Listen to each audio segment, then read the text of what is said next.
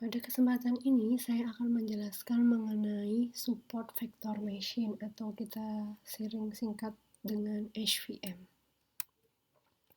Seperti kita ketahui, beberapa permasalahan pada saat pembelajaran mesin itu bisa kita kategorikan menjadi 3 macam, yaitu supervised learning, pembelajaran dengan pengawasan, kemudian unsupervised learning, kemudian ada reinforcement learning. Nah, yang mau kita bahas, SVM itu dia merupakan salah satu jenis algoritma supervised learning.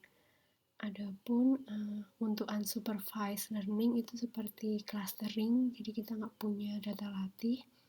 Kemudian reinforcement learning itu sering kita jumpai kalau kita melakukan programming pada robot, di mana robot itu dia harus mengambil beberapa keputusan.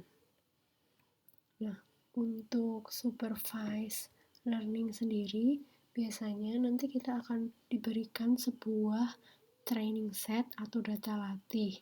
Data latih itu sebuah data di mana kita sudah tahu label-label kelasnya. Kalau kita pada klasifikasi, kalau pada regresi kita juga udah tahu outputnya nanti itu value-nya berapa, kayak gitu. Nah, permasalahan pada supervised learning sendiri, kita berusaha untuk menemukan algoritma learning atau kalau di sini kita sebut sebagai H, atau H itu kita sebut selain algoritma learning itu sebuah prediktor. Jadi H ini nanti akan memetakan dari X ke Y. Jadi dari atribut-atribut yang kita punya, label Y-nya itu apa, kayak gitu. Nah, kita berusaha menemukan H yang seakurat mungkin. Oke? Jadi kita menemukan prediktor H yang memetakan X ke Y yang memberikan prediksi akurat dari Y kalau kita diberikan nilai X. Nah, saat Y-nya itu bernilai kategorikal, yang kita lakukan adalah melakukan klasifikasi. Dan H atau prediktor kita itu kita sebut sebagai classifier. Nah, kalau Y-nya itu adalah selain kategorikal, kita punya continue. Problem kita bukan klasifikasi, tapi regresi. Kemudian, support vector machine ini merupakan salah satu algoritma pada supervised learning. SVM bisa kita gunakan baik untuk klasifikasi maupun pada regresi problem.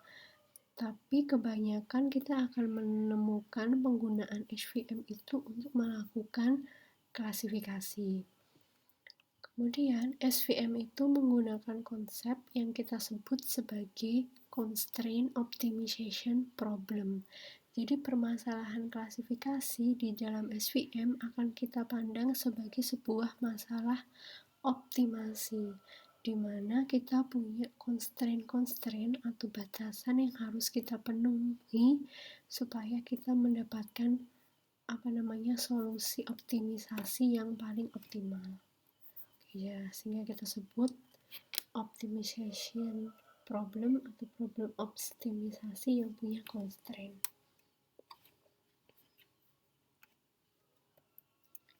Nah, ini gambaran dari constraint optimization problem pada SVM. Misal ya, kita punya data di mana datanya itu secara visual aja udah terlihat kalau dia linearly separable atau bisa dipisahkan secara linear. Nah, misal di sini kita punya data yang warna hijau dan warna biru. Oke. Jadi pada SVM itu kita ingin mengoptimize space margin antar kelas. Jadi margin itu yang ini, garis putus-putus itu kita sebut sebagai margin. Nah, kita ingin melakukan optimasi. Jadi marginnya itu sebesar mungkin. Kalau kita perhatikan gambar sebelah kiri dan sebelah kanan, sebelah datanya itu sama. Cuma kalau kita perhatikan marginnya itu lebih besar di gambar yang sebelah kanan ya. Jadi ininya jaraknya itu lebih besar. Nah, kita pengen mengoptimalkan margin, tapi kita punya constraint, di mana constraint-nya itu marginnya itu memisahkan data untuk kelas-kelas yang berbeda. Jadi data di kelas hijau dan di kelas biru itu harus terpisah. Nah, mungkin untuk analoginya atau ilustrasinya kita bisa memikirkan kayak gini. Misalkan ada problem bagaimana kita mengkonstruksi sebuah jalan di antara poin-poin. Misalnya poin-poin ini kita anggap rumah gitu ya. Gimana sih kita mengonstruksi jalan yang sebesar mungkin gitu ya, as wide as possible. Nah, sama kayak gitu di SPM itu kita ya itu mengkonstruksi jalannya, di mana ada constraint-nya itu jalannya memisahkan rumah-rumah yang misalkan daerahnya beda, ini daerah hijau dan daerah biru. Oke, jadi strategi dari SVM dia akan menemukan hyperplane yang paling paling best, yang terbaik. Nah, mungkin ada yang bertanya-tanya ya, hyperplane itu apa? Jadi hyperplane itu kalau kita punya data di ruang 2 dimensi seperti ini, datanya itu kan cuma ada atribut X dan Y, cuma 2 dimensi.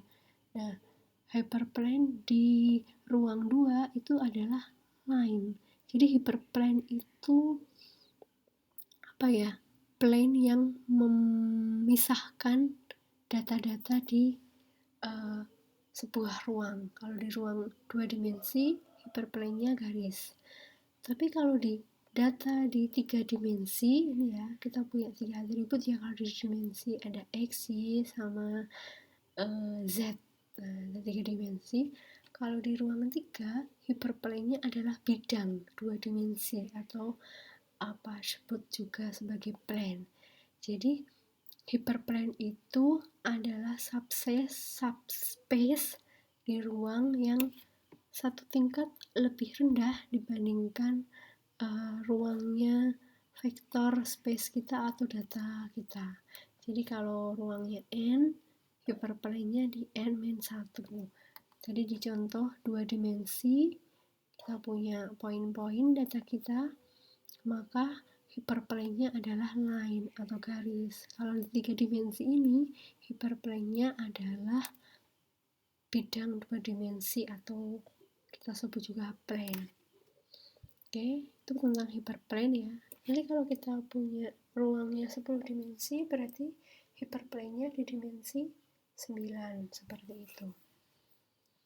Kemudian tadi ada istilah margin ya. Margin. Oke. Jadi ilustrasi margin itu seperti ini. Kita misalnya di sini kelas data warna merah, kita sebut kelas negatif.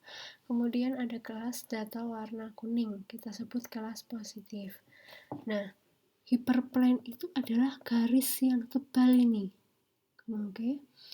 Kemudian margin itu jarak dari hyperplane dengan garis yang putus-putus ini. Di mana garis putus-putus ini biasanya direpresentasikan nanti kita temukan dari